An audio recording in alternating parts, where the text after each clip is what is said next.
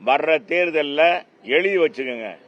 இங்க இருக்கிற அதிகாரிகளுக்கு நான் சொல்றேன், 2026 தேர்தல் அண்ணா திராவிட முன்னேற்ற கழகம் தலைமையிலான கூட்டணி தான் மாபெரும் வெற்றி பெறும். ஆனால் எடப்பாடியார் தான் முதலமைச்சர்.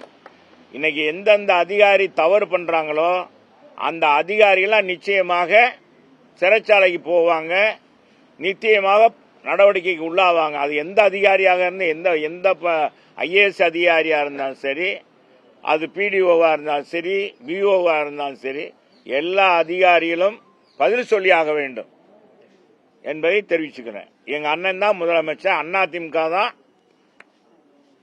வெற்றி பெறும். யார் சொல்லுவ நேற்று வந்த இவர் விஜய்க்கெல்லாம் நான் பதில் சொல்ல வேண்டிய அவசியம் இல்லை. அவர் கூட்டம் கூடுதுன்றக்காக இவரை காட்டிலும் நம்ம வடிவேலை கூட்டிட்டு போய் கூட்டம் நடத்துங்க. என்ன கூட்டம்? நயன்தாரா கூட்டிட்டு போங்க. நயன்தாரா கூட்டிட்டு போய் நாளைக்கு புரபகண்டா பண்ண சொல்லுங்க. கூட்டம் கூடத்தான் செய்யும், எல்லாரும் பார்க்கத்தான் செய்வாங்க. நடிகர் என்ன கூட்டம் கூடும்? நடிகருக்கு இன்னைக்கு அவங்களுக்கு ரசிகர் இருப்பாங்க, இவருக்குன்னா கூடுதலான ரசிகர் இருக்கலாம். நேற்று கூட அவருக்கு சூசமா சொல்லிட்டார மலேசியாவில், நான் சினிமாவில் தொடரணுமா தொடர வேண்டாமா அப்படின்றது அவரே கேட்கிறாரு. மக்கள் எல்லாம் நீங்க இருக்கணும்னு சொல்றமா, அவங்க ரசிகர் எல்லாம் சொல்றாங்க. மக்கள் கூட இல்ல, ரசிகர் தான்.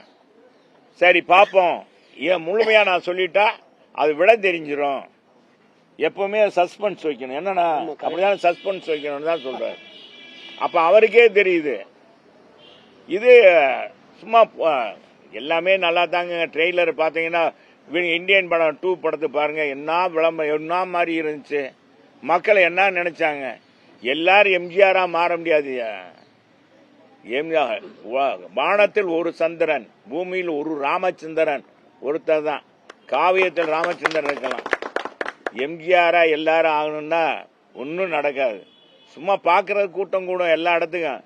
இதே 3 தடவை விஜய் வரட்டும், கூட்டம் கூடுறத பார்ப்போம். நம்ம டிஆர் அனுப்பிச்சு டிஆர் வந்தாருங்க, அடுக்குமொழியில பேசினாரு. கூட்டத்தை பார்த்தா அவரு கட்சி ஆரம்பிச்சிட்டாரு. டக்குன்னு பாக்கியராஜ ஆரம்பிச்சாரு. அண்ணன் சிவாஜி, மறைந்த நடிகர் சிவாஜி கணேசன், கமலஹாசன் டிவியே உடைச்சாரப்பா. ஊழல் எதிர்த்து இந்த கட்சி தொடங்கி இருக்கு. ஒரு 6 அரசியல் மக்கள் நீதி மையம் எதிர்க்கும் ஒரு சீட்டுக்காக போயிட்டாரு. இது மாதிரிதான் ஆகக்கூடாது விஜய் என்பதுதான் என்னுடைய. ஓவரா ரொம்ப கான்பிடன்ஸை வச்சா ரொம்ப இதாயிரும். பாத்துக்க.